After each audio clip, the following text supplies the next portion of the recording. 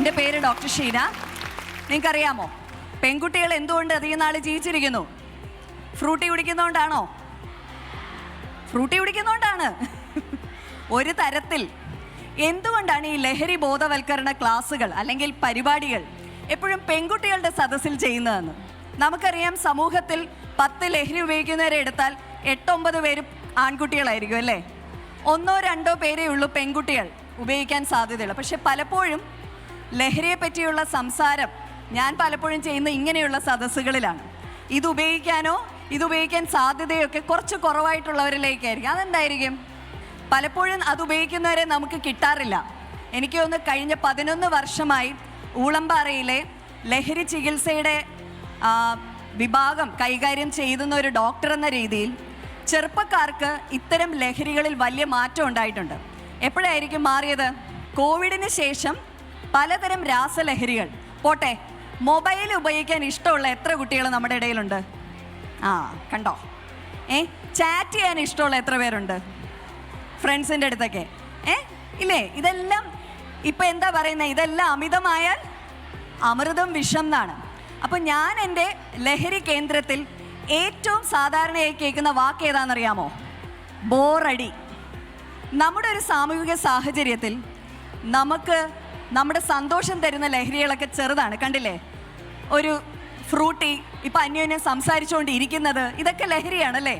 ഒരു ചാറ്റ് അല്ലെങ്കിൽ ഒരു മൊബൈലിൽ സ്ക്രോൾ ചെയ്യുന്നത്, പലതരം സന്തോഷങ്ങൾ മാറി മാറിയാണെന്നത്. പൊതുവെ പെൺകുട്ടികളെ സംബന്ധിച്ച് അവരുടെ സന്തോഷങ്ങളിൽ ഈ പറഞ്ഞൊരു വലിയ ആവേശം അല്ലെങ്കിൽ പുതുമ കണ്ടെത്തുക എന്ന് പറയുന്നത് കുറവാണ്.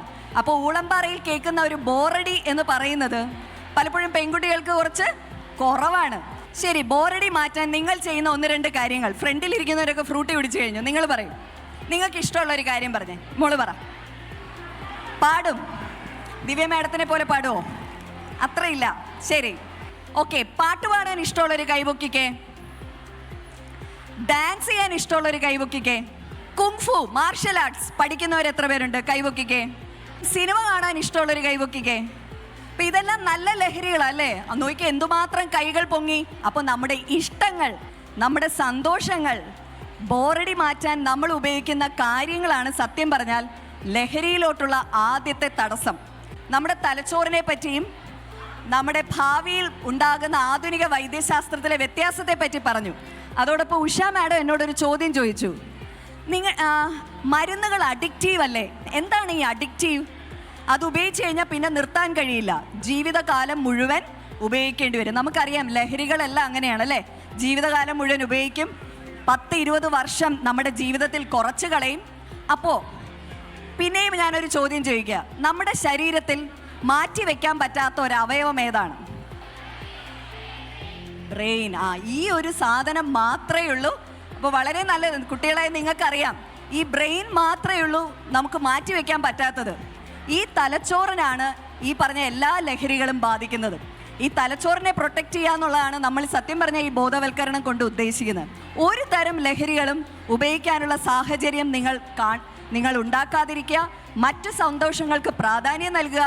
ഉപയോഗിക്കുന്നവരുണ്ടെങ്കിൽ അവരറിയാമെങ്കിൽ നിങ്ങൾ അവരെ തിരുത്താൻ ശ്രമിക്കുക, അവരെ തടയുക, തുറന്ന് സംസാരിക്കുക എന്നുള്ളതാണ് ആദ്യത്തെ പടി. കൈ നീട്ടി നമ്മൾ സഹായം സ്വീകരിക്കുക, ആ കൈ വിടാതിരിക്കുക എന്നുള്ളതാണ് എനിക്ക് തോന്നുന്നു ലഹരിയുടെ വഴികളിൽ നമുക്ക് വീണ് പോയവർക്ക് ചെയ്യാൻ പറ്റുന്ന ഏറ്റവും വലിയൊരു കാര്യം. ദയവായി ഈ ഫ്രൂട്ടിയിൽ തന്നെ നിങ്ങളുടെ സന്തോഷങ്ങൾ മാത്രം കണ്ടെത്തുക. ഇത്രയും പറഞ്ഞുകൊണ്ട് നിർത്തുന്നു. നന്ദി.